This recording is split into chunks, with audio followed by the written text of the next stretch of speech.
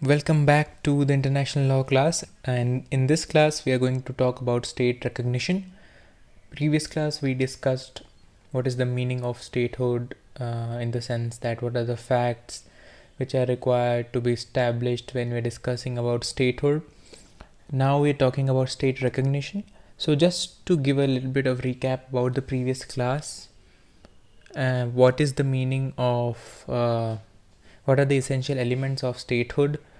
You would recall that a state must have a population, a territory, and an effective government, and a capacity to enter into relationship with other states.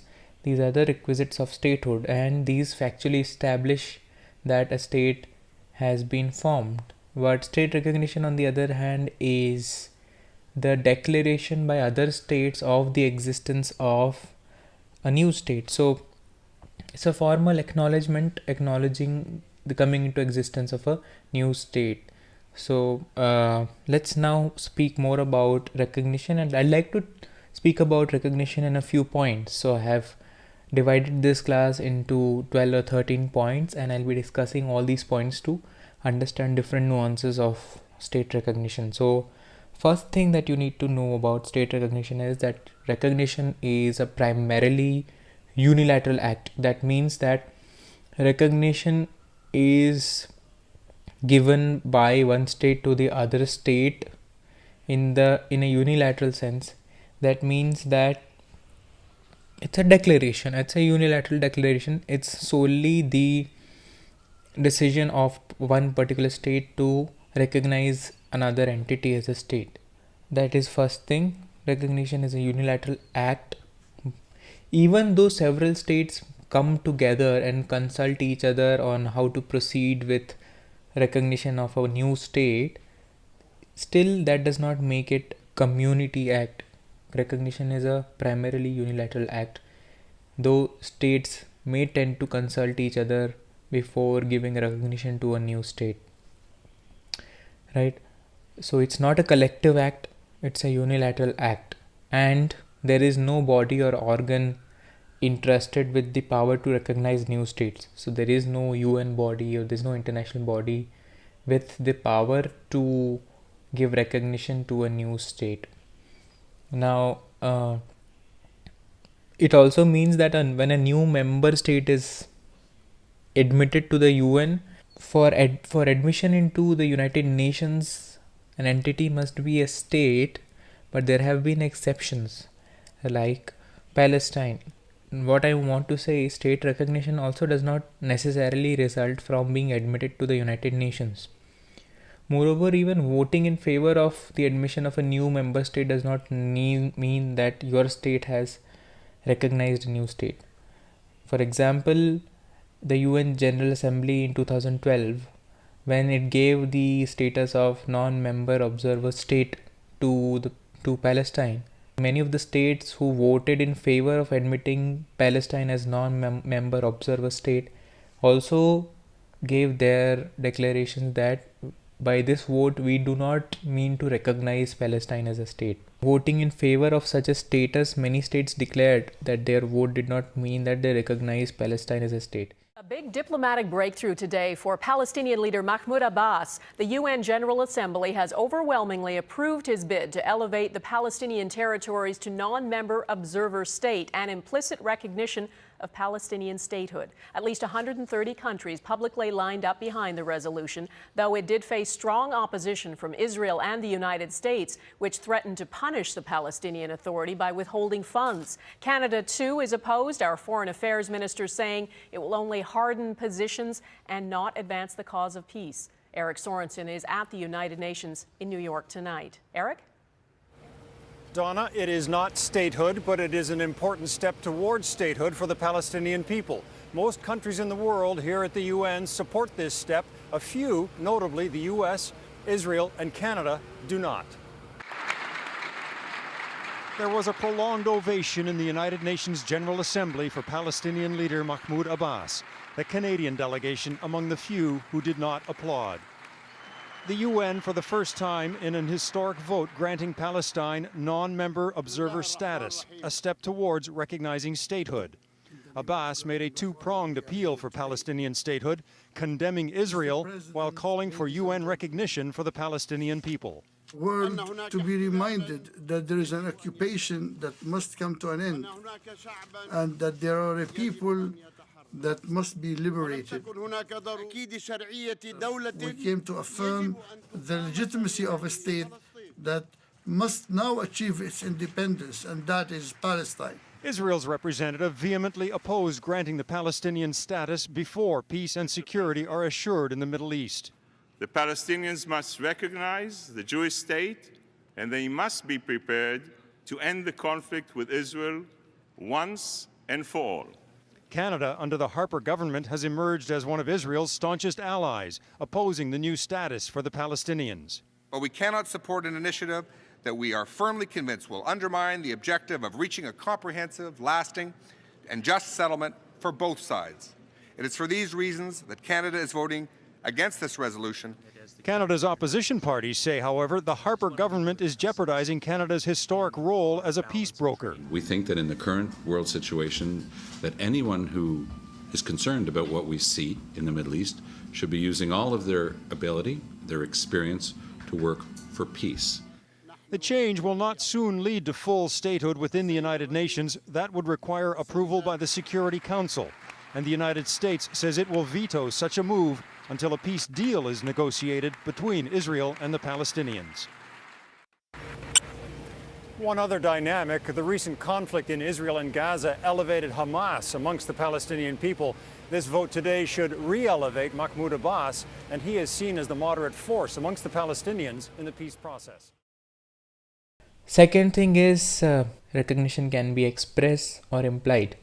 That means that when it is express, means it is a formal declaration made either by a diplomatic note or a personal message by the head of the state, or a parliamentary declaration or a treaty recognizing a new state. Or it can be an implied recognition, means it can be inferred from various relations between the recognizing state and the new state. So it can be express or implied. Third, form and manner. There is no specific form or manner of recognition of new state. So there is no prescribed rules for how recognition has to be granted, if it has to be granted at all. So there are no international law restrictive of the form or manner in which recognition may be accorded. So it does not restrict the form in which. So in practice, you can give recognition by signing a bilateral treaty, or you can initiate diplomatic relations with the recognizing state and the new state, or it can also be any other manner. That is another thing, that form and manner of recognition is not specified anywhere. Now there are some other cases from which you can infer that recognition has been granted, like common participation in a multilateral treaty, participation in international conference, and initiation of negotiations between a recognizing state and the recognized state. Fourth thing is, recognition is not mere knowledge. That means that knowledge of existence of a new entity does not really mean that you recognize that state. For example, when People's Republic of China, the government took over, all the states knew very well that this government now is having control over the territory, and they all knew that such a state exists, but that does not mean that they've recognized it. So just knowledge of existence of a state, in fact, by fulfilling the conditions of statehood, does not necessarily mean that it is recognition. Recognition has to be done separately, either expressed or implied, but just knowledge of existence of new state does not mean that you recognize the state. For example, the United States have recognized the People's Republic of China in 1978, but People's Republic of China dates way back to that. That does not mean for so many years USA did not know that PRC existed. So that's one thing that you need to understand.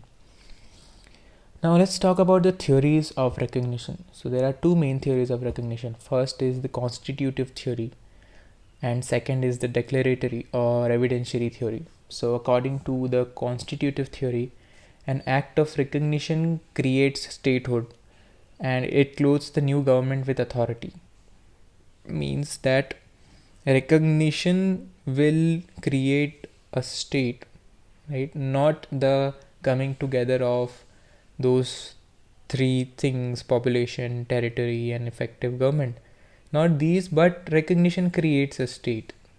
That's the constitutive theory. Means the act of recognition is constitutive of a state. A state is constituted only after recognition.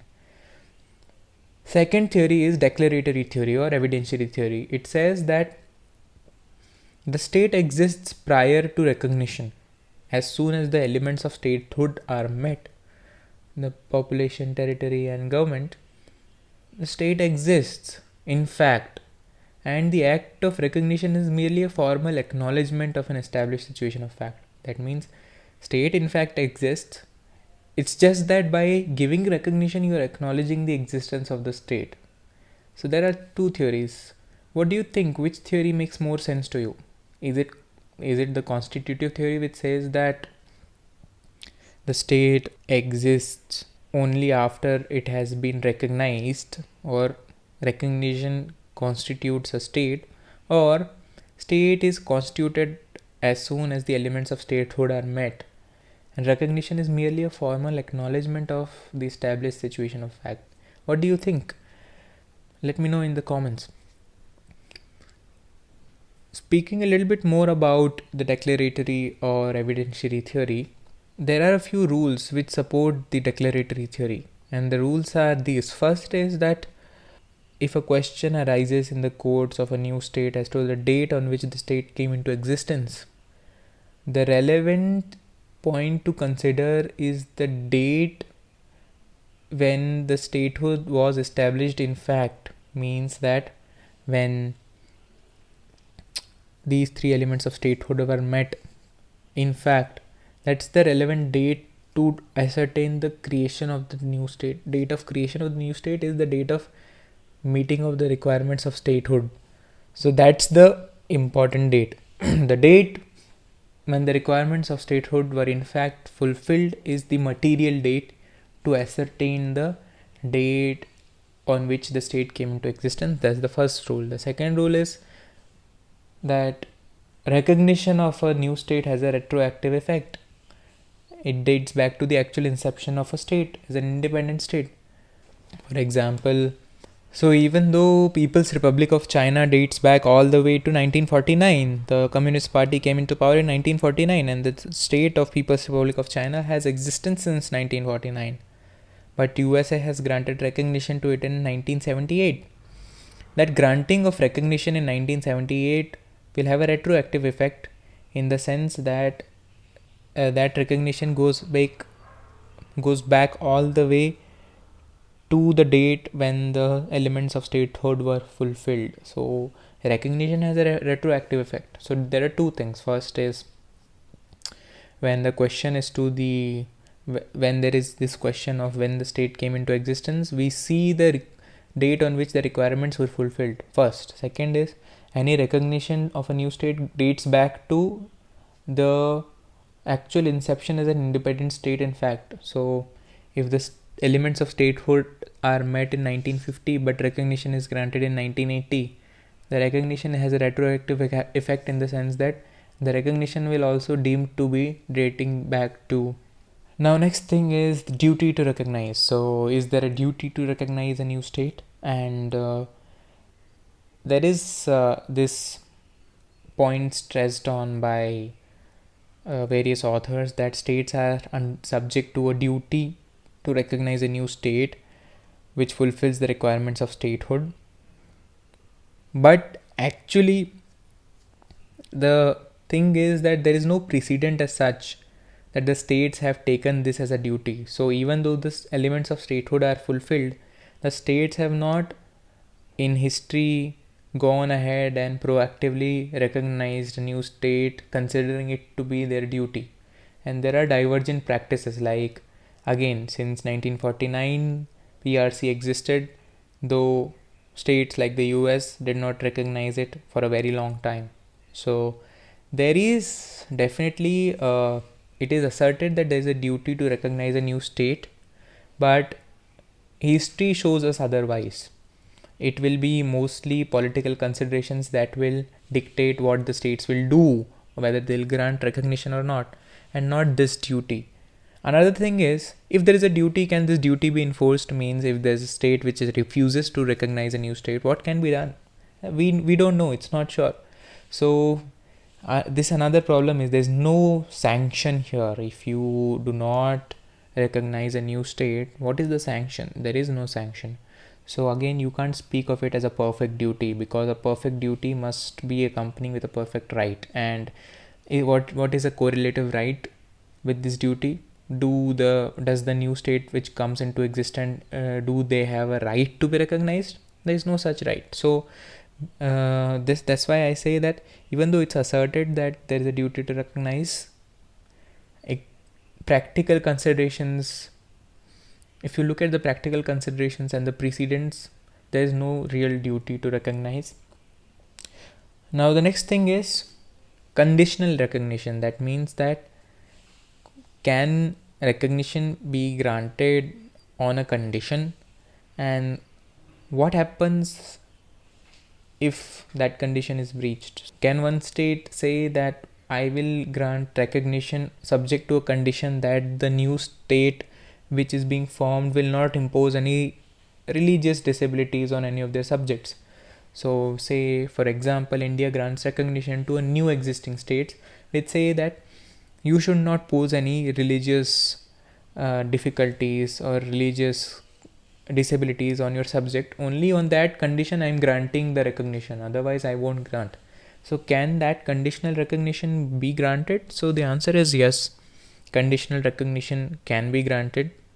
And there's an example given in your books that the Berlin Congress of 1878 recognized Bulgaria, Montenegro, Serbia and Romania under the condition only that these states should not impose any religious disabilities to their subjects. So the recognition was granted on this condition. Now, for example, recognition is granted on a condition, but what if the new state after coming into existence break this condition? So what happens on breach of this condition? Does the recognition lapse, or what is the consequence? So the answer is, by breaking the condition, the recognized state may be guilty of breach of international law, but that does not take away the status of recognition. Means by breaking the condition, the recognized state is guilty of the breach of international law, but the recognizing state and the recognizing state can sever diplomatic relations, end the diplomatic relations, and they can impose some sanctions that does not take away the status of the recognized state. So conditional recognition can be granted. On breach of that conditional recognition can be granted. That means that the recognizing state poses a condition before the recognized state that before granting recognition you must ensure this, and only on that condition I'll grant recognition. That can be done. But then if the new state after coming into existence does not abide by the condition posed at the time of recognition, that does not take away the recognition. Recognition will not lapse, though the state breaking the condition will be in breach of international law, and it will be subject to ending of diplomatic relations with the other recognizing states and also to certain sanctions. Now next thing is, can recognition be revoked? And means if I've given recognition, can it be revoked later? And as you must have understood from the previous point, as a rule, a recognition once given is irrevocable, and this holds true even though recognition was given from purely political motives. Even the breaking of diplomatic relations will not revoke the recognition once given. For example, the Great Britain recognized Soviet government in 1924, and later it broke the relations with the Soviet government in 1927. and later on the Great Britain also voted to expel or remove the Soviet Union from the League of Nations. Despite this, despite the breaking of diplomatic relations, this act did not cancel the recognition given to the Soviet government by the Great Britain. So recognition cannot be revoked. Next point is, what are the legal effects of recognition? And in this, I'll discuss this in two sub points. First is, what are the disabilities if your state is unrecognized? What are the disabilities of an unrecognized state? First. And second is, what are the privileges of a recognized state? So first, let's speak about disabilities of an unrecognized state. An unrecognized state cannot sue in the court of a state which has not recognized it. The principle is basically this, that if a state itself is not recognized, your request to initiate a proceeding in the other country's municipal court will not be granted because you are not a state which is recognized. So second is that its representatives cannot claim immunity, diplomatic immunity. Now, what are the privileges of a recognized state? So it does not have any of the disabilities of an unrecognized state, first of all. And second, recognized state acquires the right to sue in the courts of law. Its diplomats will get diplomatic immunity. In international law, the status of a recognized state carries the privileges of membership of international community, like the membership of the United Nations, and it acquires capacity to enter into diplomatic relations with other states, for example, to enter into treaties, multilateral treaties, participate in conferences. Also, they become subject to obligations under international law, not just privileges but obligations under international law. So from the date of recognition, there's both privilege of entering into relationship with other states and also a duty under international law to abide by obligations under international law. So that is the legal effect of recognition. Next is retroactive operation. So recognition dates back to the date of the creation of the state, not the date of the recognition granted. Again, recall the PRC example. PRC existence of state dates back all the way to 1949. Recognition by the US given in 1978. A retroactive operation means that USA has deemed to recognize PRC as a state ever since 1949. So recognition of a new state as a retroactive operation, it relates back to the date of inception of that state. Now the last point is there a time limit? Is there a particular time within which recognition has to be granted? So there's nothing like that. Recognition is a discretionary act. It's in the discretion of the state, recognizing state, and it can be done whenever the recognizing state sees fit. So these were some of the points about state recognition. I hope you remember all of these points, and I'll give you an assignment based on these points. Do let me know if you have any doubts or difficulties or questions regarding state recognition. Thank you.